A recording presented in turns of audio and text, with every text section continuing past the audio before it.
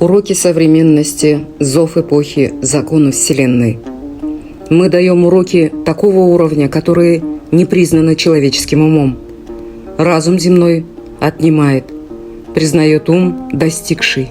2 июля 2004 года. При приближении важной поры так необходимо цивилизованное планирование действий землян. 21 июля 2005 года. Мир светлых отправляет генеральное сообщение всем землянам. Первое. Очистить от химических отбросов планету Земля. Второе. Привести в порядок скорейшим образом всю проблему экологии. Третье. Задуматься над отношениями между людьми. Четвертое. Смотреть вверх, а не вниз. Острейшим умом расследовать характер всех войн от малых до крупных и остановить безумные поступки. Уделять особое внимание тем мелким проблемам, которые раздражают простых людей, к которым вы относитесь как к ничтожным. Пятое. Уничтожить все тайные лаборатории, в которых производятся под управлением антидуховной цивилизации биологические, химические, антилекарственные синтетические препараты, которые предназначены для массового отравления людей.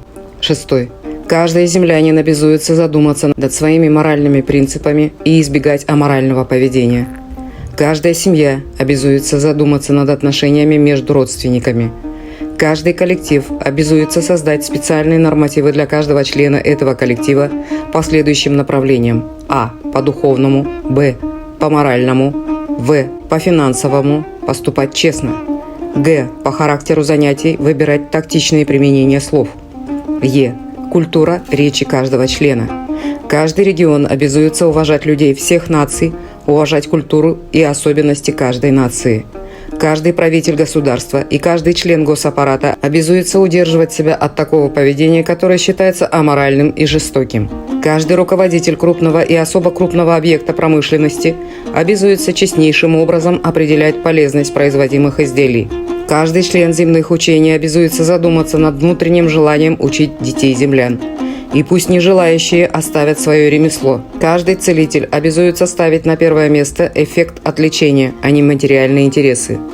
Для исполнения этих обязанностей все госруководители обязуются разработать нормативы для всех подчиненных, уделять особое внимание духовности этих нормативов. Эти сообщения отправляются с целью предотвращения особо крупных земных катастроф, стихийных бедствий, вероятности заражения неизлечимыми болезнями, прекращения жизни плодов в утробе матери. 13 сентября 2005 года.